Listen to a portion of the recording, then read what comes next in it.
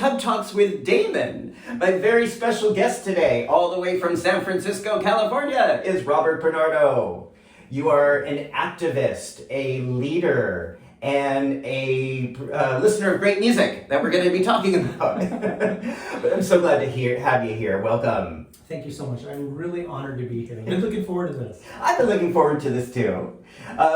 You're going to hear why, but Robert has been a friend and also really an inspiration to me for at least about 8 or 9 years now. Thank you. Probably more. But you know, Robert, the first thing I'd like to ask people in the tub before we talk about all of the topics is, what do you like most about your body? Wow, I've never been asked that question before. And you've done a lot of interviews. Yeah. So I'm glad to be the about first. my body. Yeah, what do you like about your body? What do I'd have to say, I like how my body treats me. What is that? I like that I've been fortunate to be relatively healthy, and that my body reacts and responds the way I want it to. Mm-hmm. I feel very fortunate that way. I feel very blessed.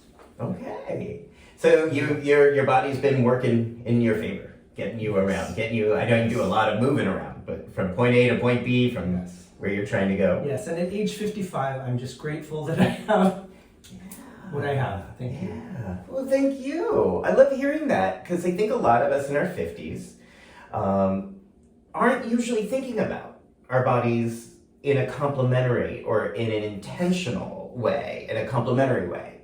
I think we often, in this community and in this world, are programmed to say what I don't like about my body or what people say should be different.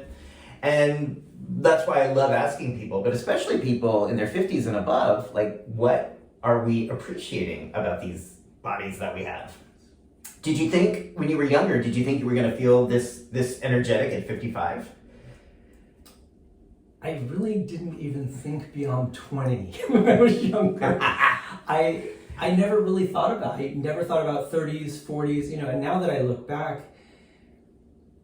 I can't help but think of all of the changes that have gone on, not only in my life, but in my body, in terms of just chronic issues and just aches and pains and waking up in the morning, and but I'm grateful. I'm just grateful that I have what I have. Yeah. All right. Well, thank you. So, Robert, there's so many things that I've been looking forward to talking with you about, and I don't even know if we're going to get to all of them. But what has impressed me so much about your life and your career has been your commitment to service and helping our community in different ways and forms. So let's go back a little bit in terms of what you have been doing, because I want people to know. When did you start getting interested in political office and activism? Well, I've always been interested in politics. I mean, I tell folks that while other kids, when I was growing up, while they were watching cartoons, I was watching political debates. I really enjoyed, I just enjoy the online, the sparring on TV, and just the back and forth and the retorts and the discussions. I really enjoy that. I got something out of that at a very young age. And for me, it's a lot more fun than watching cartoons when I was a kid. So that's how I grew up. And so I've always been interested in politics. I've always been politically active. But in 2010, some locals said, you should run for this position. I thought, oh God, no. And which position was that? It was the San Mateo County Harbor District. Okay. Which is this obscure position in the county most people don't know about, most people don't care about. And they got me to sign up. And before I knew it, I was a candidate. That's amazing. Now, I think people watching this might say, I didn't even know this was an elected position, that this is something maybe people don't know you vote for or don't remember voting for. But tell us more about what this position is and why this is so relevant in San Mateo. It's a great question. So in San Mateo County, there are 20 cities and 18 towns, and there are 2 public harbors. There's a marina and a commercial fishing harbor. And so both have very different issues. Of course, the marina is more leisure boaters, and then the harbor is commercial fishing, which is very serious in San Mateo County.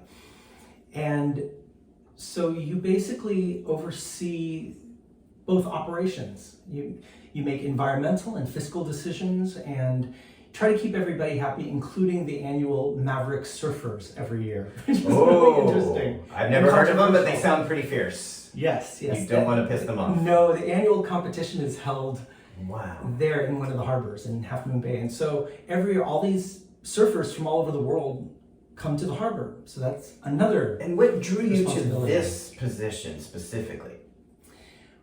Well, the people who suggested it said that I would be perfect for it. This is according to them.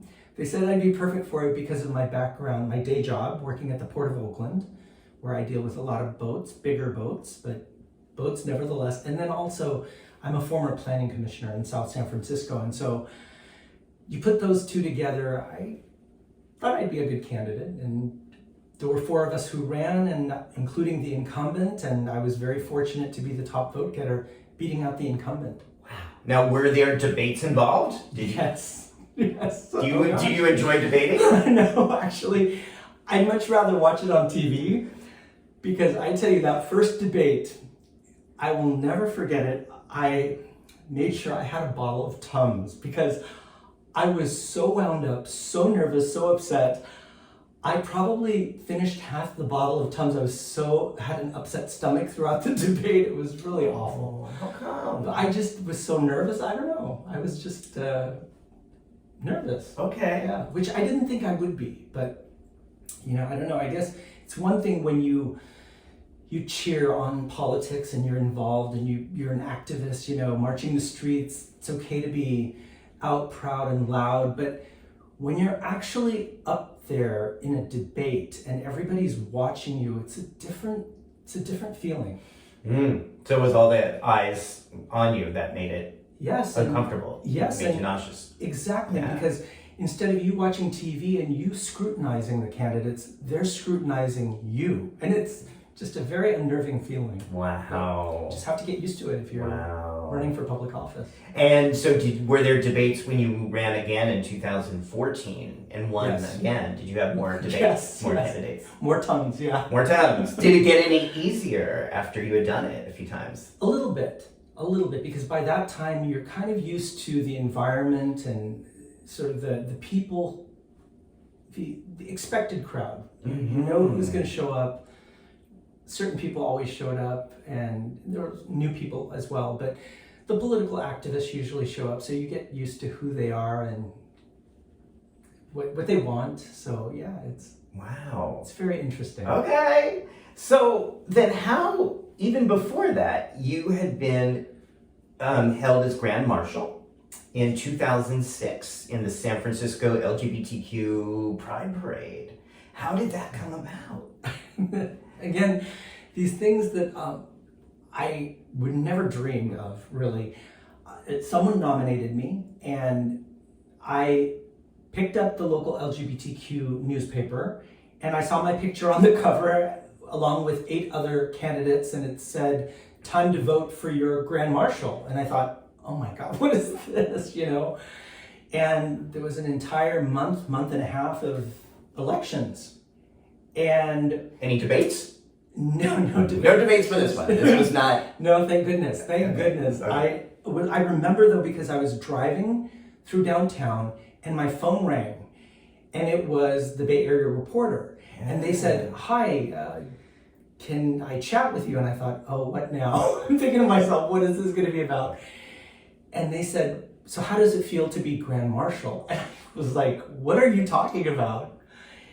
And he explained, he says, well, the votes have come in and you were voted Grand Marshal, Community Grand Marshal. Because they have Community Grand Marshal, a Celebrity Grand Marshal, and an Organizational Grand Marshal. So there's like 3 different categories. And I was completely shocked. I said, I need to park my car for a moment and then we'll talk. So. And at the time you were with the Port of Oakland, is that right? Yes, Or I'm trying to remember. Yes. so how were you known, or how did people know you? How were they aware of you and elect you? My guess is my involvement with the Gay Asian Pacific Alliance, GAPA, San Francisco, which is now GAPA Plus, because it's no longer only for gay men. Mm-hmm. It's available pretty much to any Asian and Pacific Islander who wants to join. And so my involvement with GAPA, and also I was very vocal about supporting same-sex marriage early on during the whole which proposition was that? They're starting The no hate 8. Was this? Yeah, no was on that night, kind of, it was the no on night campaign. Okay. And I forget what the number was of the proposition or what letter it was in the alphabet, but my involvement in that, I think GAPA, and probably the AIDS HIV work that I did in the 90s, early 90s, with the Department of Public Health and the Asian AIDS Project. And so I think all of that is what sort of reminded folks of the work that I did. I just was completely shocked, but I'm very honored, obviously. So you had been active in the gay Asian community, HIV prevention. Yes. Really sounds like a lot of volunteer service. Actually, it was a full-time job. Okay. When I worked for the Asian AIDS Project, it was I was a health education specialist 1. That was my job at the time. This was like 1992. Okay. So that's around when I entered into the field as well. Let's What a talk. coincidence, yeah. So starting with volunteering at Stop AIDS Project in 91 or 92 Yes. on Santos Street. Yes. So so there clearly has been such a change in the last 30 years in terms of how we talk about HIV prevention. But what do you remember about starting in 1992? What was the messaging or the main thing you were doing in HIV prevention at the time? Well, the thing I will always remember is just very basic education, especially to the Asian and Pacific Islander community, that Asians were not immune, because it was very pervasive during that time for a lot of Asian and Pacific Islanders to believe that they were immune from getting HIV and AIDS. And that was so basic. Right. Basic education point. Was that because the numbers were lower at the time? Correct. And the perception that AIDS, HIV is a gay white man's issue. And so there was a lot of education that needed to be done. So you were active in helping gay Asian men understand HIV and AIDS, how it's transmitted, and it does not know any kind of race or ethnicity. Correct. What were the barriers to that? What was the thinking people had? I mean, that did they believe you when you talked about that, or did they maintain no, this is just affects these white guys in Castro? Yeah, a lot of people didn't believe it. Yeah. Or it felt that, I don't know why you're talking to me, because this is not my issue. This is white men's issue, or this is some other person's issue. So it was more dismissive. And so really trying to get folks to listen. And I'm not pointing fingers at the entire Asian Pacific Islander community in San Francisco, but at the time when we were doing outreach in the bars and in the public sex areas, that was a lot of the reception that I got. So it turned around eventually, so. Yeah. How did it turn around? I'd say in the mid-90s. Yeah. Mid-90s, people were starting to really understand more about HIV prevention issues and just transmission, and it took a while. It took several years, but by the late 90s, I think most folks were a lot more educated on it. And it sounds like that was partly due to you and the agency, was that people, I think we saw with PrEP that the more people learned and the more the conversation was normalized, the more people were able to adapt to reality. Absolutely. And, thanks to the many organizations at the time, when you look back, the history books, we'd have to check how many there were, but just the number of AIDS and HIV education, prevention organizations in San Francisco, really getting out there and trying to help folks and make them, understand that how this will really affect them. It could potentially affect them, and how it has affected them. It really was amazing. It was an amazing time when I look back on it. I'm sure you feel the same, because when you mentioned Stop AIDS, I mean that was around the same time when I was working for the Asian AIDS Project, and just the fact that folks really understood the whole condom message. And I mean, I remember we would go to sex clubs and do education. I remember we did community theater to educate folks, because if they weren't understanding the serious message, maybe we do it in a comedic kind of theater style way. And so that resonated well with folks too. So, and we did that in different languages too. We did it, I think, in Thai, Tagalog. I mean, it was a really interesting time. So that was really using innovative methods of saying we can reach people's minds by not just standing on street corners or going into clubs and educating at them, but engaging the community. Exactly. It's really just not just giving people brochures, not that there's no place for brochures or pamphlets, but really trying to grab their attention in a different way. Because, I mean, let's face it, in a theater, when you're having half-naked people performing, it's very engaging. You catch your attention. Yes, it reaches people. Absolutely. Yeah. I mean, I remember one show that we did at Theater Rhinoceros where my acting partner and I were on the stage, and we were supposed to simulate a sex act on rice sacks. I just thought, this is just so cliche. That's myself. But apparently, it was such a hit that the subsequent nights, the front row was selling out very quickly, because people were talking about this sex on the rice sacks kind of thing. So sex on the rice sacks. It's really. Try saying that 3 times. Sex on the rice sack. And what was the act you were simulating? We were fucking. Yes, with condoms. So it was sort of explaining. It was like a condom message, but it sounds like it was very real. I mean, I wish more education really spoke to people's real experience. Yes, we like to fuck. So that was, the condom message at the time.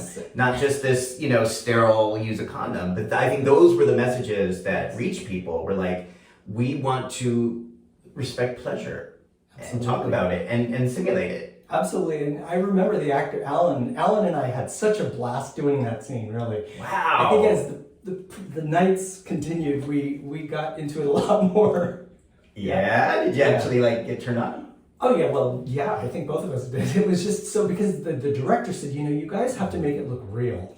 And it's not looking real. I'm like, okay, what do we do to make it look real? He says, well, first of all, why don't you maybe take some clothes off and hug each other? And it was like a method acting kind of thing. Okay, now this is so now, okay. So were you simulating as the top or the bottom? Gosh, well, I'm trying to remember he was the top. Remember those? And did he actually put on a condom on stage? Was it that explicit? No. Or was it just sort of simulating it was just simulating. When I get hard, I put on a condom kind of thing? It was just simulating. Okay. Yeah. But we were, I'm trying to remember, we were half naked, I think. Which half? We were past our underwear, I want to say. Wow. Yeah, I know we didn't have our shirts on, that I knew. Because the director wanted it to look authentic. Mm-hmm. You don't have sex with your t-shirts on, really. I mean, yeah, I know. But you could. Some people could, but I don't. But yeah, I hear you.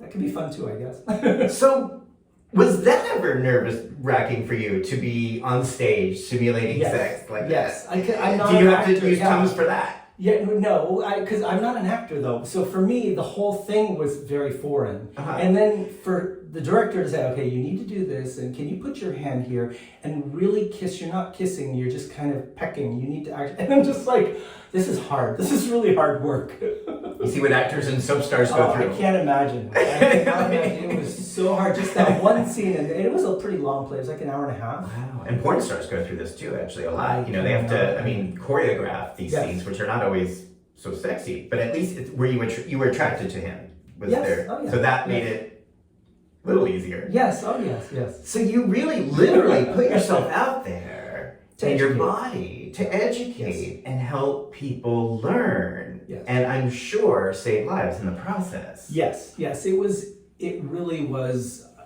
the way you put it is much more eloquent than when I was thinking at the time. Because at the time you're just thinking, okay, we have to sell out this show. We want to educate as many people as possible. We want them to understand the very basics about condom usage. There's a checklist of things that we were supposed to educate people on. Actually, we took surveys afterwards where people were asked to, did you learn anything? Did you enjoy watching this? Do you think others might enjoy watching this type of educational programming? So it was, I think at the end, we accomplished the goal. And how often did you have people coming up to you afterwards and saying, hey, could we do more of that? Actually, after the shows, we had people coming up saying, I remember one guy came up to both of us, he goes, can I meet both of you? I'm like, sure. And he said, I just wanted to say hello to you guys because that was one of the hottest scenes I've ever seen. Wow. And we're like, okay, thank you, it's working. Wow. Now, of course, this was long before cell phones and iPhones, but is any of this, are there pictures or video of any of this anywhere? I don't think so. If so, it's probably on a VHS tape somewhere in the world. Somewhere in the world. But yeah. Well, clearly, someone could have used it when you were running for office and didn't. So I don't know if it's out there. Maybe true. I'm not ashamed of it though. I'm very proud of the work that we did to help, folks during a very tough period. So no, I'm very proud of it. Yes, and that is, I know people watching this most realize that really was when AIDS was life or death. It wasn't treatable the way it is today. Absolutely. So you were saving lives by helping people and normalizing condom use in sexual situations. Wow. Absolutely, and that was one of the things, that the producer and the director said, we are here to save lives. At the end of the day, that's what we're doing here. And keep that in mind in everything you do, in your passion, in your practice, and having to do these lines over and over again. Why are you doing this? And he'd say, well, why are you doing this? Well, we're doing this to save lives. Right. And you just keep it at the front of your mind. And everyone does their best. And it was very entertaining. I still remember we used like Janet Jackson, we used Madonna. It was the music of the times to bring people in, because those were the popular artists during that period. It was just really How about fun. Kate Bush? No, not in the play. Okay. So one of the many, so I'm going to pivot a little bit. Okay. Because again, one of the many topics that we share in common is a love for Kate Bush. Yes. Who is now, 2023 is when we're filming this, seems to be gaining in America a certain amount of recognition and respect that she never really had during her career. But I think a lot of us in the queer community or growing up in high school, like I first learned of Kate Bush in 11th grade and was right when Houses of Love was coming out and was just like, oh my God, this is amazing. And then in college, the sensual world, all the alternative kids loved Kate Bush. But how did you learn about Kate Bush and what was the music that appealed to you? Well, you've just described my experience. Sorry. So it's parallel. I was in a Tower Records, which is no longer around.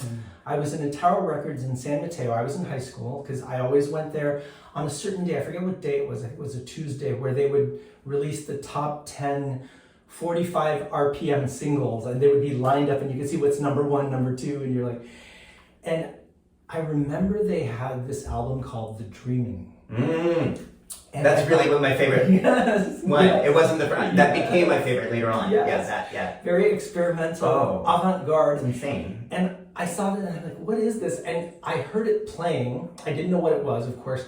So I asked the person working there, I said, who is this? And they said, that's Kate Bush.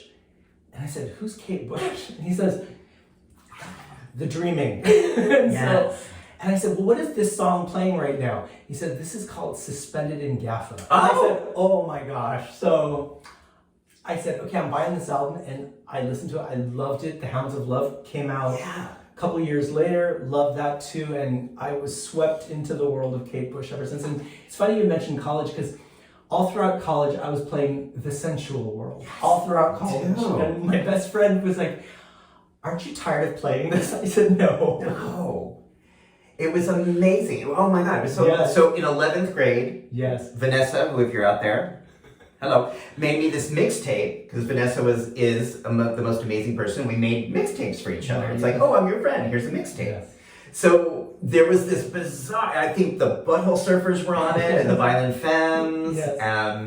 and the Smiths, but in came this weird song and it's singing, no, it wasn't Suspended Godfrey. It was, I am alive, I am alive, I am alive, I am alive. And I'm like, what the fuck is this? And it was Pull Out the Pin from The Dreaming. Yes. And it's like, oh my God, who is this? And Vanessa explained to me Kate Bush. I love that and song. that's like The Dreaming, and was just like, oh, I love this song. Of like this person who sounds like she's being grasped, but she's like screaming, I'm alive. And then the whole theme of the album is around hiding, escaping, suffocating. Yes.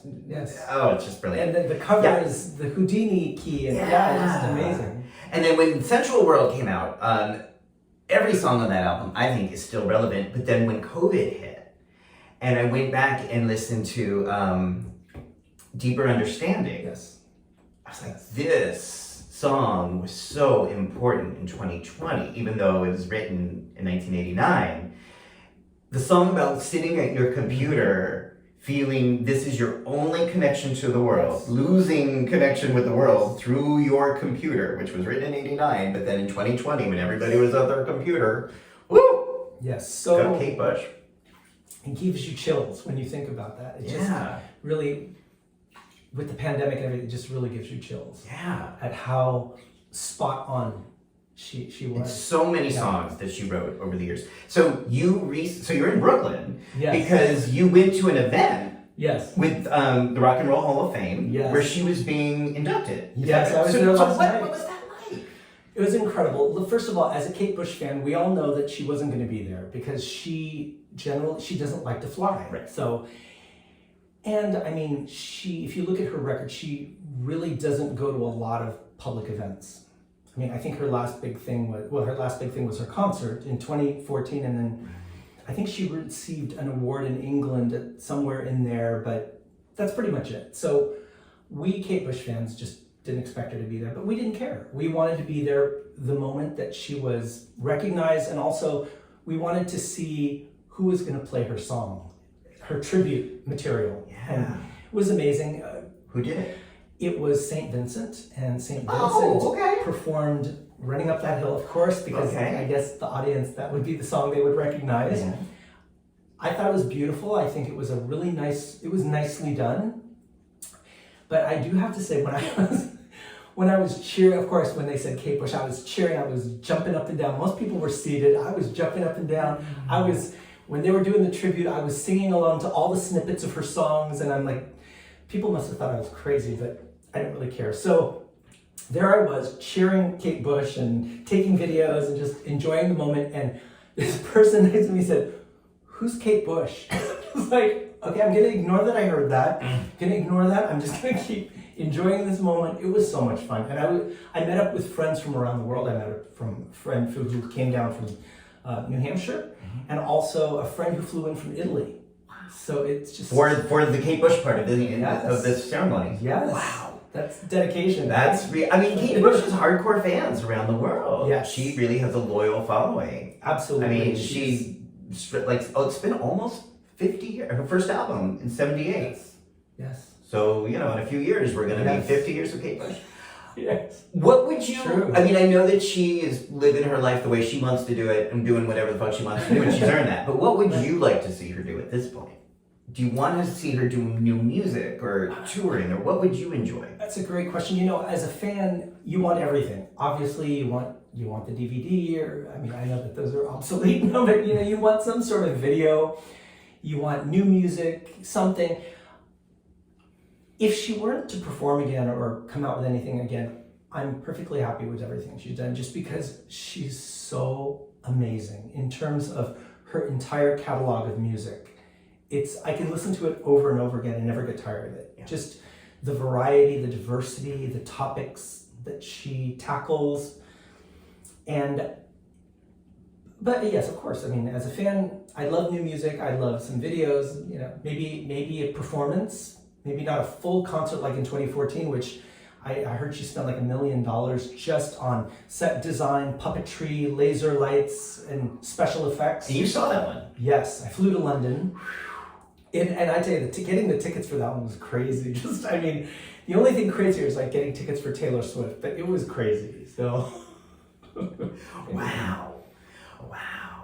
So I think she's still got music in her. Now I will say, I love Kate Bush. With all love for Kate Bush, was not really excited by her last couple of musical efforts. For me, the snow thing was not a big. Just did not resonate with my soul. I'm with you. The aerial thing did not resonate with my soul. And then I thought, maybe this was just because I was growing up as a kid that I loved her stuff. But no, I look back and her albums were really amazing. Like objectively, of those first 6 albums. Yes. So I think she still has some fight in her, and I think she still has dreams and unconscious archetypes and characters that deserve expression. So, Kate, if you're watching this, I know you still have it. I know you still can do it.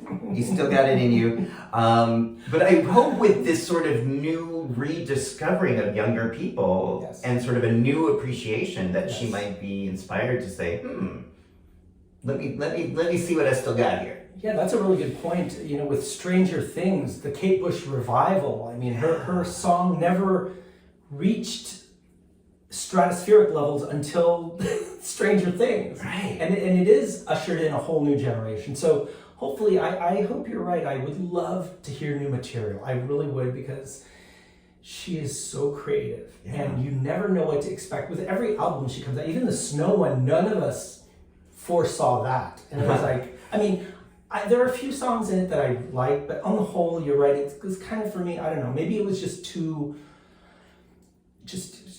kind of slow because it's a lot of piano. It's just very, piano and acoustic almost sound. Right. It's sort of jazzy, piano, ambient. Yeah. Though I did like the song about her having sex with a ghost. I mean, I thought, no, I'm sorry, snowman. Yeah. Who melts. I thought, that's classic Kate Bush. Yes. I had sex with a snowman and then he was gone the next day. Yeah, he was a snowman. He melted.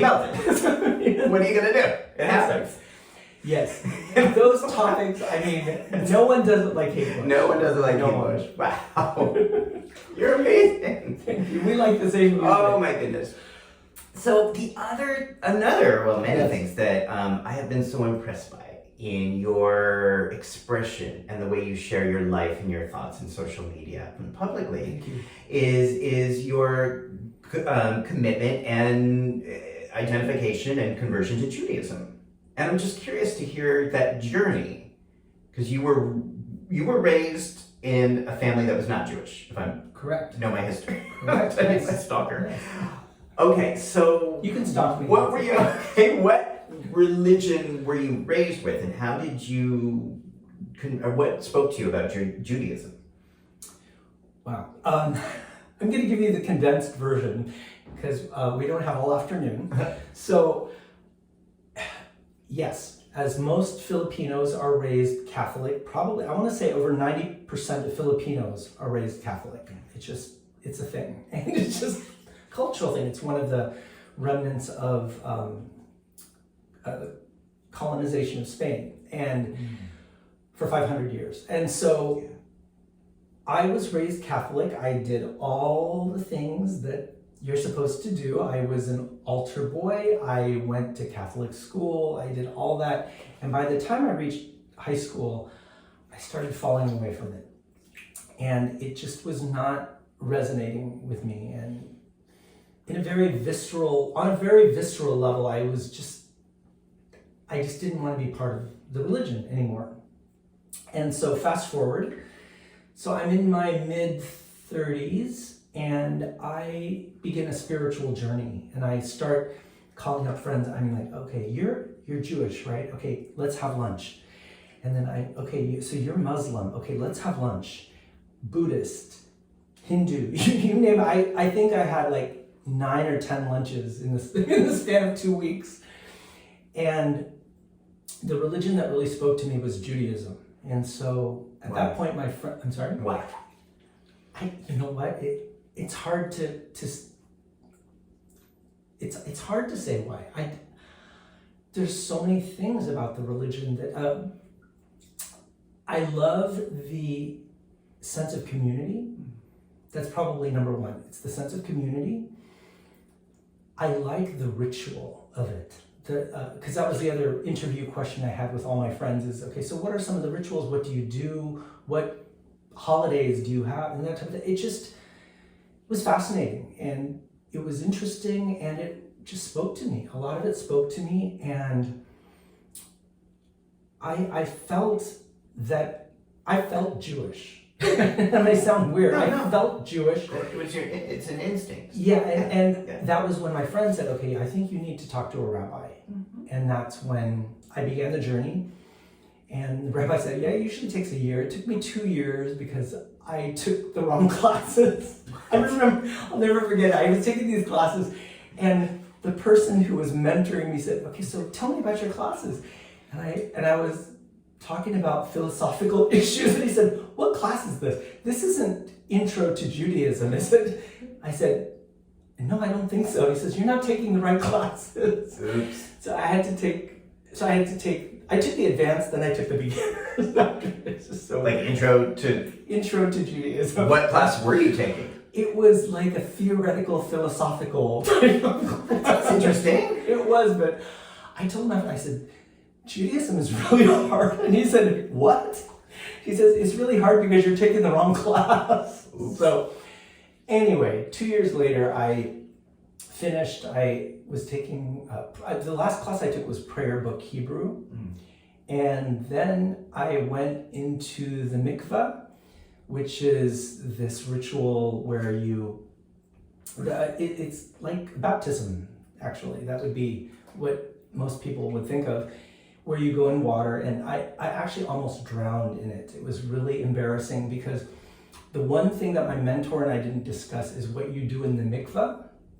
And so I see this like hot tub, and I think, okay, I'm just going to walk down the hot tub and then we're going to do something there. And the rabbi said to me, okay, you're not doing it right. I said, okay, what am I supposed to do? He says, you're not supposed to touch anything. And I said, what do you mean? He says, your feet are touching. And I said, oh, so I'm supposed to float. He says, yes. Okay, so I'm doing these prayers. I was so nervous because I'm trying to memorize the prayers, okay, because you have to say these prayers. And then you have to also simultaneously do this. That I got so nervous and so wound up that I did this somersault and I took in water and I felt like I was drowning and I had to get up, and the rabbi came out and said, are you okay? Are you all right? Let's take a moment and do it again. Wait, like a somersault into the water?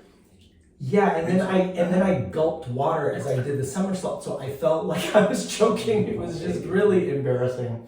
It was more embarrassing, really. But that was the mikveh experience. I'll never forget. And it's called mikveh. Mikveh, Mikveh.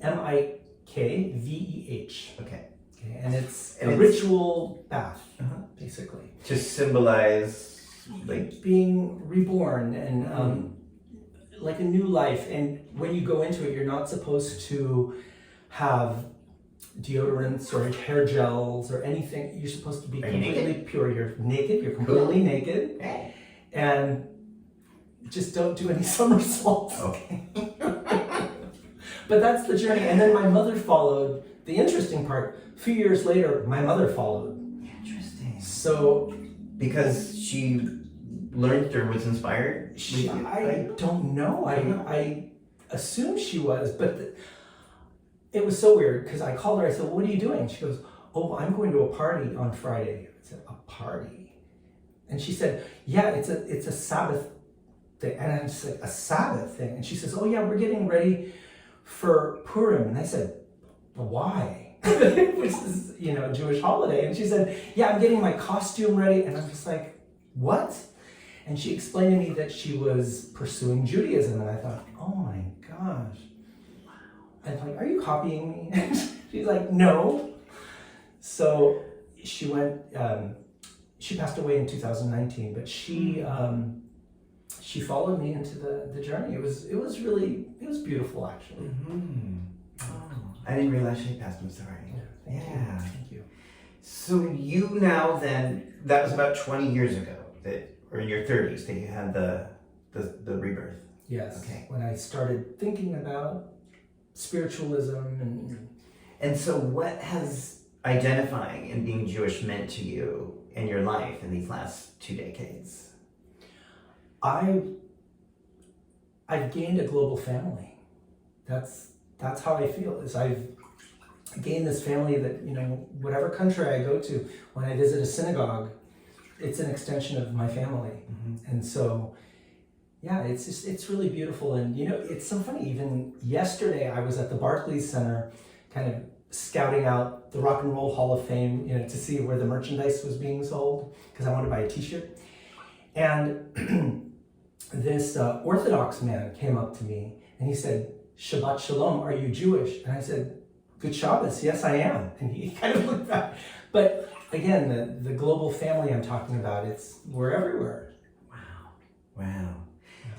So now we're in a time, in general, where it feels, or at least we're learning statistically, of anti-Semitic acts being on the rise, not only in the US, but around the world. I don't want to, so any idea what's going on, or why, or what we may, if there's any meaning in this, what's involved here? What are we trying to learn here? For me, it's just, I'm very frustrated because it's like we haven't learned anything. I'm like, I asked the question, it's like, do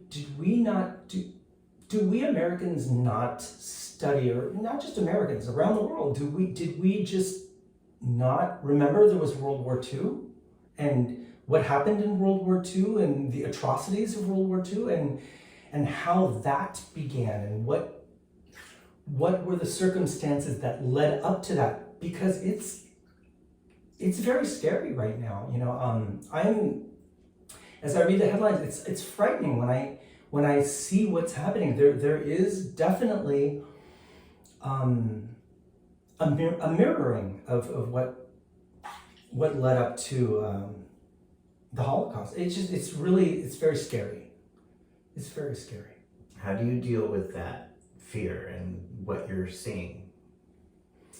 Well, I go back to community. I talk to my friends, and it's like a support network, and we talk about these things, and it helps us kind of process our feelings and just how we wrap our heads around what's happening, and not just in the United States but around the world. Just the rise of anti-Semitism, when you have places in the world where protesters are yelling anti-Jewish, really horrific things like, to the ovens and things. It's like, do you not understand what you're saying? It's like, are you just saying things just not thinking about it, So it's frightening. It's frightening, it's disturbing, it feels surreal because it's like we are not learning anything. Mm-hmm.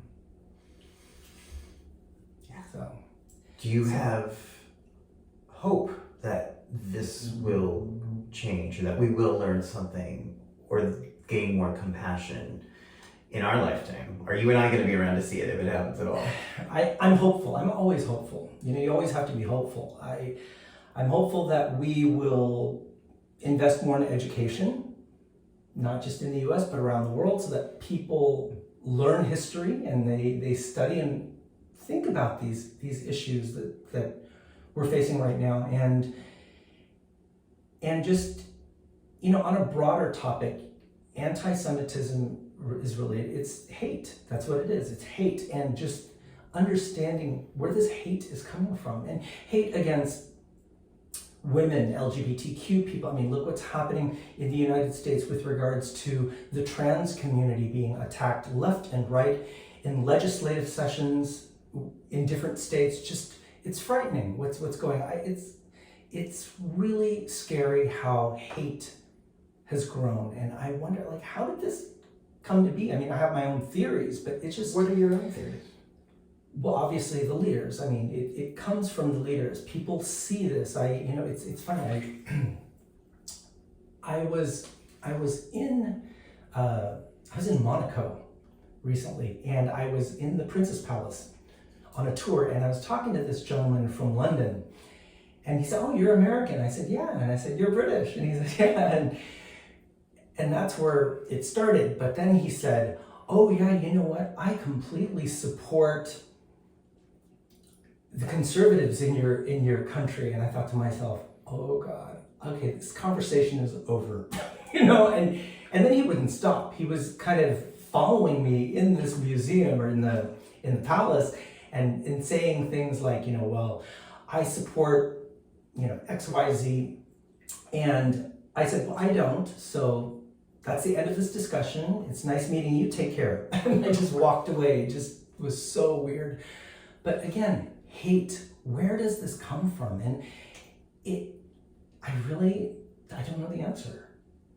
But I think it's leadership. I really do, because if you look at the leaders of what's happening right now, there's this wave of hatred in leadership positions. I mean, look at some of the leaders around the world who were recently elected and where they come from. I mean, from fascist beginnings, and it's scary. It's like, how would this person even win? But they did.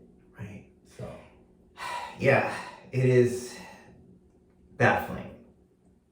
I see it as the leaders being the symptom of the problem. mm-hmm. They are the problem, but they're really a manifestation of the problem. Yeah. And the problem that I see is just this prevailing fear that human beings are inclined to go toward. Fear meaning there is not enough, there is an other. Yeah. So fear manifests itself through attack, judgment, condemnation, othering. Right. And I think that's always been with us historically. I think as a white man, I haven't always seen it as clearly. And I'm not even sure I'm seeing it all the time now. But I feel like in this country, the racism, and as a member of the LG, as a queer person, I'm aware of it more. But that sense of I can hate you because I am not you, spiritually, there's nothing particularly unique about that. That's not new. Mm-hmm. I think in our lifetime, perhaps we haven't, at least I think I haven't seen it as blatant and amplified by the leaders and by how people can use social media to amplify hatred. Or at least when I was growing up, it felt like, okay, I certainly knew that there were people who hated people, but they sort of had to keep it on the down low. They couldn't just be open about it. That's right. Now it feels like there is community and amplification of the othering. That's a really good point. Absolutely. The social media piece, while technology is always a good tool, it's a great tool to further society and advance society, it can be used in very dangerous ways, which we're seeing. And when people are not educated and they believe everything they see on social media, they're seeing an alternate universe. That's what's happening. And they're believing in that alternate universe. But it's something about that alternate universe that ties into the template that they have acclimated to of the othering. So like in my framework, there is no other. Like you are a body that carries God. I'm a body that carries God. Kate Bush is a body that carries God. We're all vessels of the same spirit. So there is no other. There is no ability, and there can be love in that when we actually, I think, again, just my opinions, we know who we are and really tap into who we are as vessels of God. There's no capacity or attraction to wanting to damage or harm other people as individuals or groups. It's just not something we would do. I know that's not something you would do. To knowingly act in a way that would harm a group or an individual. So I think when we know who we are and we're tapped into that and our life activism and work reflects that, that is how we act. That's how we spread love. That's how we share love and connection. However, yeah, I feel like, again, I don't know if it's just because we're seeing it more. Yeah. But historically, we could go back to world history and see, a lot of world history is just a lot of groups of people saying our lives matter than your lives, so we're going to kill you. Yeah. Because they believe in other. They don't have a sense of who they truly are as vessels of light and spirit. It's such a really good point. I think you've hit it spot on. And how do you get rid of that? How do you get rid of that type of hate? That's the $1 million question. Love is the antidote. And I know that's cheesy. And I don't just mean like, oh yay, we hold hands in the poppy fields. But I mean, it's not love in a passive way. It's like what you're doing, what you have been doing your whole life. It is an active, participatory, engaging love. How you have helped our community learn and save lives around HIV and AIDS. How you've helped people in your political work. The way you've served. The way you live your life is in a loving way. My intention is to very much be the same and do these interviews in this tub in a very same way. Because that's the antidote. Yeah. Can't really hate somebody you're bathing with. It's true. It's true. That's so I'm just saying. It's very difficult. deep. I love that. It's very deep. That's the takeaway. If everybody would just like get naked and get in a bath, we'd have much more civil conversations. I'm all for that. I am all for that. But it's just, that's where I come from with this work. That's kind of, and I don't know if I'm hopeful in any way that mind frame is going to be prevalent, but I do know there's a lot of amazing people who believe the same or very similar ideas about why we're here in these bodies at this moment in time and really being intentional about it. My hope is because I do think our recent elections in the US, meaning the 2020 general election and the 2022 midterms, seem to reflect that younger people also want to be on a trajectory of compassion and equal rights and voting rights. There's the elections seem to reflect that is the tide in this country, despite the fact that the hierarchies don't often reflect that. So anyway, that's kind of where I come from, and just trying to make sense and understand all this and sleep at night. Yeah. So I love it. I'm in complete agreement with you. Yeah, you're right. The antidote to the hate is love and more love. Yeah. But an active love. Yes. Again, because I like being in San Francisco, it's like a lot of the movement's like, hey, we just love each other. But it's not just that. Yeah. That's important. But doing what you're doing, getting up on that stage, running for office, marching in the streets, as you do, as I've done in some ways, it's just like, I think that's how we help people. And I've been intentional with social media, as you know, because you helped me with this, to use social media as a platform to amplify voices of love, education, community, and sexual pleasure. And I guess that's the last thing I just want to leave with. So I started this PrepFX group in 2013 because I thought social media could be, and still believe social media can be, a conduit of greater knowledge and education. And in 2013, nobody in the world knew a thing about PrEP. So I started this group and then asked you to help me with that. And I still want to say thank you because, But my pleasure. But you stood up to that. You rose to the occasion in terms of using Facebook and social media to say, we can use this technology as a tool for good, to save lives or improve the quality and quantity of people's lives out there.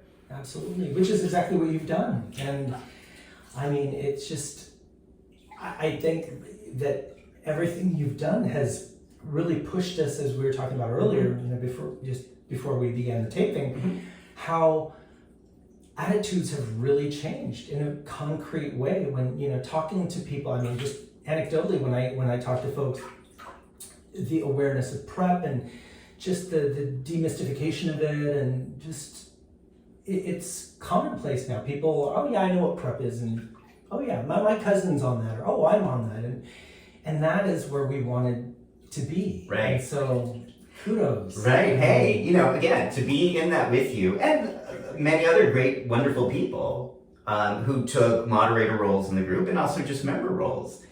I think we've contributed to the change.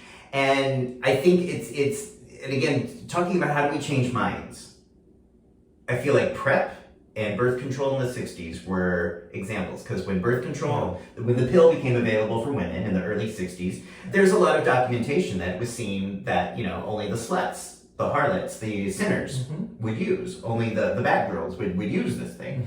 And then by the late 1960s, it had really been adapted by the feminist movement as a tool of empowerment and political sexual autonomy. And I thought it was probably going to happen that way with PrEP too. I mean, that at first it would be like, okay, this is just for sluts. This is just for the pathological queer men.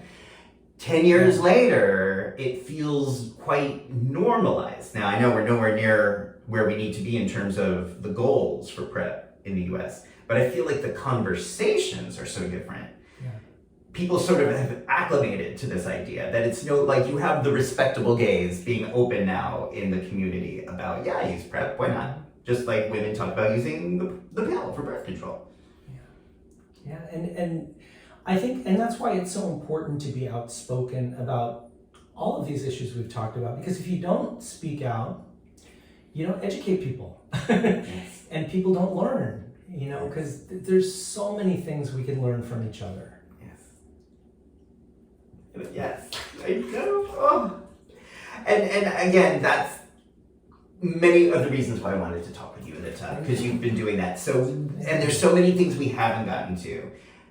What I appreciate, and if people follow you, they can see that your zest for life and for superheroes and for movies, that you are intentionally creating space in electronic media for people to celebrate joy and fun and recreation and pleasure. And if people want to keep following you, how would you encourage them or recommend they do that?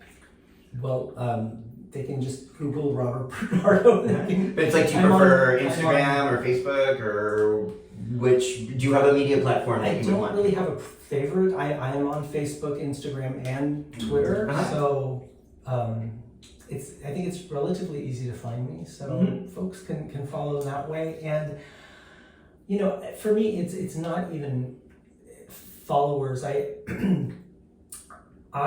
just want to live life to the fullest, and I have met the most amazing people along the way on this journey through the different fandoms. And you've mentioned some of them.